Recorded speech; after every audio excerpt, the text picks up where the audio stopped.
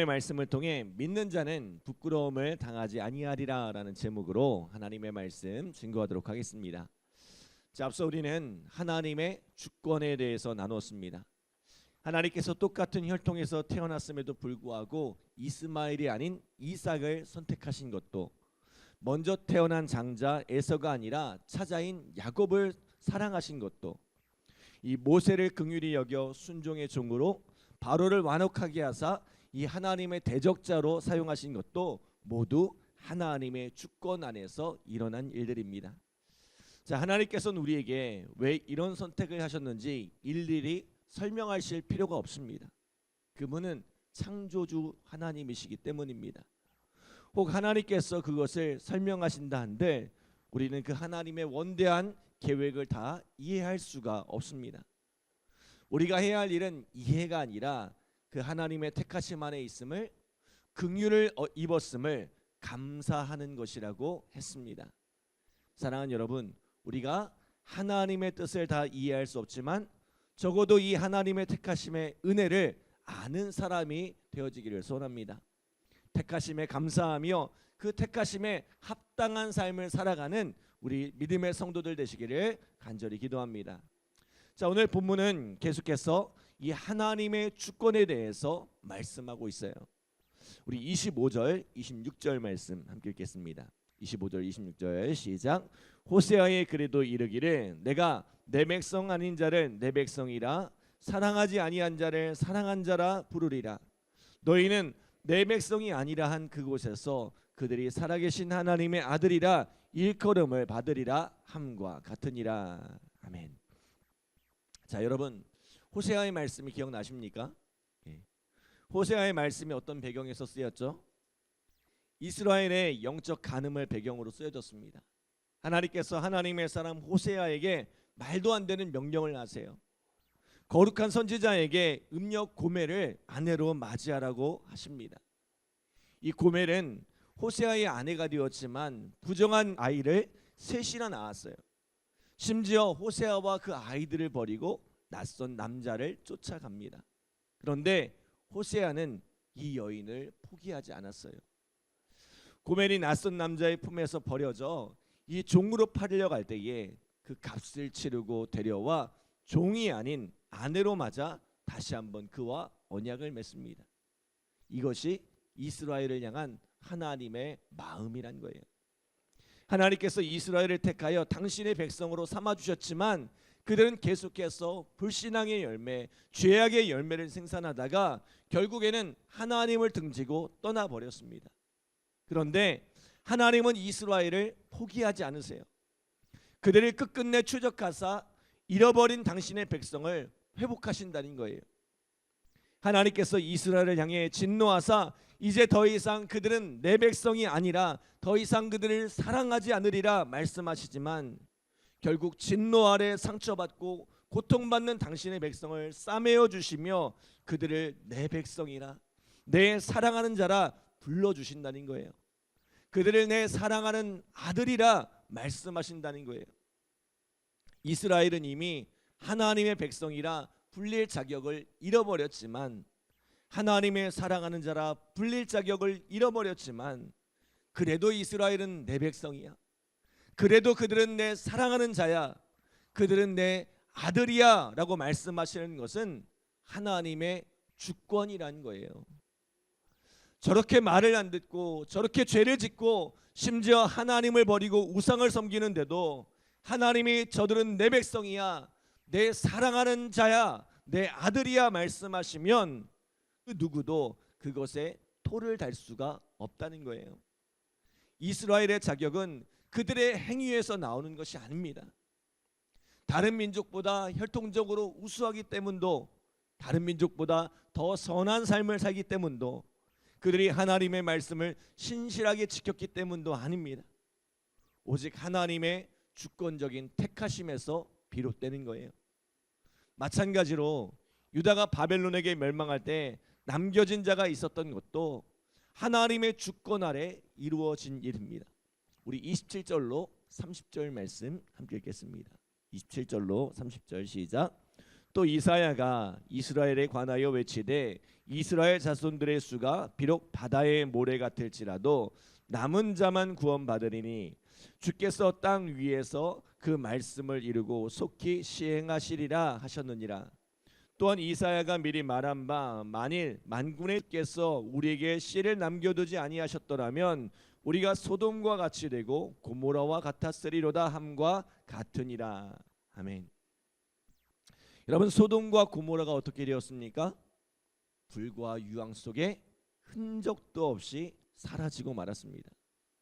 롯과 그의 두 딸 외에는 살아남은 이가 없었습니다. 그런데 우리가 에스겔에서 나눴던 것처럼 예루살렘에 비하면 소돔과 고모라의 죄악은 아무것도 아니란 거예요. 스스로를 하나님의 택한 백성이라고 하지만 그들의 죄악은 소돔과 고모라와는 비교도 할 수 없을 만큼 심각했습니다. 그렇다면 이스라엘은, 예루살렘 성은 불과 유황으로 심판을 받았던 소돔과 고모라보다 훨씬 더 중한 벌을 받아야 마땅합니다. 소돔과 고모라처럼 진멸되어야 마땅합니다. 그런데 하나님께서는 이스라엘을 완전히 멸하지 않으시고 그들 가운데 그루터기를 남겨두셨어요. 그 무서운 진노와 심판 가운데 남겨진 자들이 있었다는 것입니다. 분명 그들은 진노 아래 진멸되어야 마땅할 이들이지만 이들을 살려두신 것은 하나님의 주권이란 거예요. 하나님께서 살리고자 하시면 그가 누구든지 살리실 수 있다는 거예요. 왜요? 하나님은 창조주 하나님이시기 때문에. 우리가 간과하지 말아야 할 것은 세상의 주인은 하나님이란 것입니다. 하나님께서 당신의 섭리와 뜻 가운데 세상을 이끌어 가고 계십니다.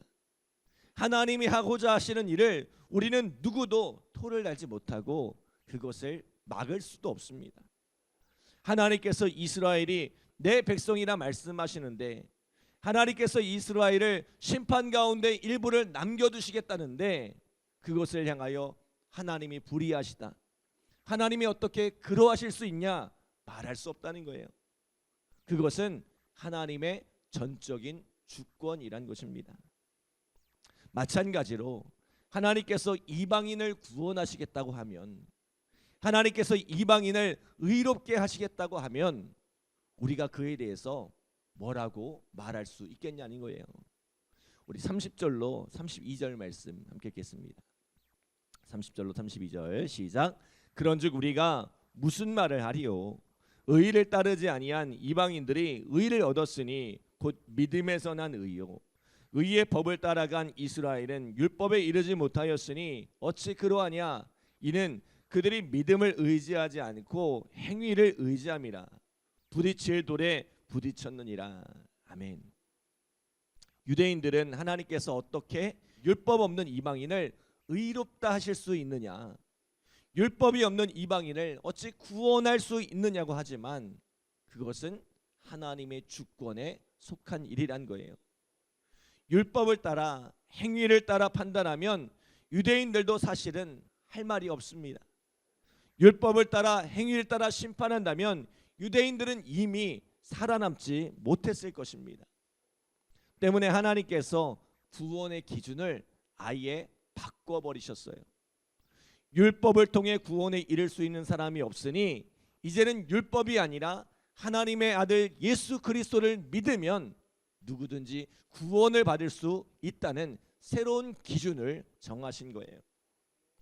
대신에 유대인이 아니어도 상관없다, 이방인이라 할지라도 예수 그리스도를 믿으면 얼마든지 구원을 받을 수 있다는 새로운 질서를 주신 거예요. 하나님께서 법을 바꾸어 버리신 것입니다. 여러분, 하나님께서 택하실 자를 정하는 것도 하나님의 주권이지만 세상의 질서를 바꾸는 것, 세상의 법을 바꾸는 것도 하나님의 주권입니다. 하나님이 말씀하시면 그것이 법입니다. 나는 옛날 법이 좋다고 옛법을 주장해 봐야 아무런 소용이 없다는 거예요. 요즘엔 시내 주행도로가 시속 50km로 바뀌었습니다. 자, 예전엔 몇 킬로였죠? 아시나요? 예. 예전엔 60킬로였어요. 예. 예전에는 60킬로였는데 오랜 세월 60에 길들여져 있다가 이 50킬로로 낮추니까 얼마나 불편한지 모릅니다. 그냥 습관을 따라 운전하다 보면 어느새 60킬로에 도달해 있어요. 그런데 만약 나는 옛날 법이 좋다고, 누가 이런 법을 만들었냐고 60킬로를 고수하면 어떻게 될까요? 계속해서 속도 위반 딱지가 잘 나올 겁니다. 예. 왜요? 저에겐 그 법을 결정할 권한이 없기 때문에요. 오늘 유대인들도 마찬가지입니다. 나는 옛날 법이 좋아, 옛법을 따르며 살 거야 라고 주장해도 그들에게는 입법권이 없습니다. 그들이 믿음을 의지하지 않고 계속해서 행위를 의지하면, 율법을 의지하면 그 율법도 지키지 못할 뿐더러 믿음으로 말미암는 구원에도 이를 수가 없다는 거예요. 하나님께서 우리에게 새 법을 주신 이유가 무엇입니까? 우리가 율법으로는, 행위로는 구원에 이를 수 없기 때문에 우리에게 구원에 이를 수 있는 길을, 의로움에 이를 수 있는 길을, 믿음의 길을 열어주신 것입니다.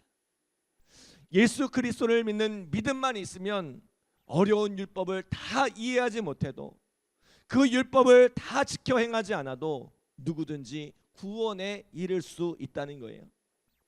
그것은 남녀노소를 불문합니다. 종이나 자유인이나 누구든지 구원에 이를 수 있어요. 유대인뿐만 아니라 모든 이방인도 구원을 받을 수 있습니다. 하나님께서는 누구든지 손쉽게 구원에 이를 수 있도록 십자가라는 디딤돌을 놓아 주셨습니다.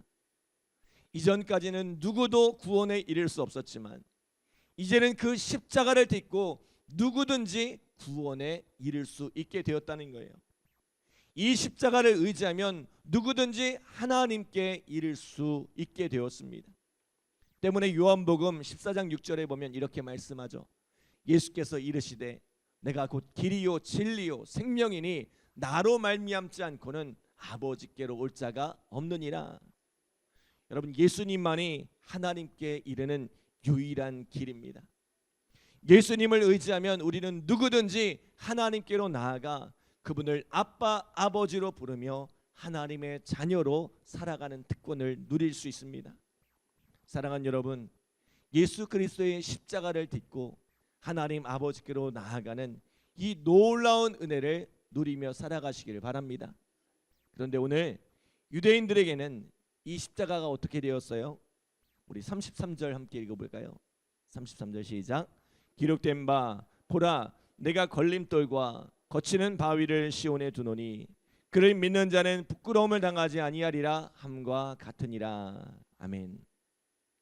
하나님께서는 분명히 디딤돌로 쓰라고 십자가를 두셨는데 유대인들은 십자가가 걸림돌이 되고 거치는 바위가 되더란 거예요. 자꾸만 거기에 걸려 넘어지더란 거예요. 하나님의 주권에 순종하지 않는 그들의 고집스러움이 다시 한번 그들을 고통의 길로, 멸망과 심판의 길로 몰아가고 있는 것입니다. 그러나 유대인이라 할지라도 그 마음을 돌이켜 예수 그리스도를 믿으면 어떻게 됩니까? 그는 부끄러움을 당하지 아니하리라 말씀합니다. 사랑하는 여러분, 예수님 안에 있는 사람은 절대로 부끄러움을 당하지 않습니다. 예수님 안에 있는 자는 그 모든 허물에 가리워짐을 받습니다. 하나님께서 그를 더 이상 죄인이라 하지 않으시고 당신의 자녀라고 말씀해 주십니다. 여러분, 오늘 우리의 삶이 이 믿음 안에 있기를 소원합니다.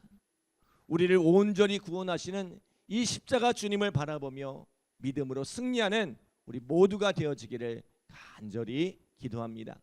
기도하겠습니다. 하나님 감사합니다. 복된 새벽 귀한 말씀으로 우리의 삶을 돌아볼 수 있도록 인도하여 주심에 감사드립니다. 하나님께서 우리에게 새 법을 주시고 새 은혜를 허락하셨는데, 새 길을 허락하셨는데 미련하고 고집스럽게 옛법을 주장하며 옛법에 의해 살아가고 있는 우리들의 모습은 아닌지 우리를 돌아보기 원합니다. 하나님, 예수 그리스도로 말미암는 이 믿음의 구원을 온전히 이루어 갈 수 있도록 도와주시고 오늘 그 구원의 은혜에 감사하여 살아갈 수 있도록 주님 인도하여 주시옵소서. 이 십자가가 거치는 돌, 걸려 넘어지는 돌이 되지 않게 하여 주시고 이것을 디딤돌 삼아 주님께로 더 가까이 나아가는 우리의 믿음의 삶이 되어질 수 있도록 주님 축복하여 주시옵소서. 오늘 이 새벽에도 간절한 마음으로 기도한 우리 성도들 주님께서 응답하여 주시고 또 열매 맺게 하시는 하나님의 귀한 사랑 은혜를 경험케 하여 주시옵소서. 감사드리며 예수님의 이름으로 기도드립니다. 아멘.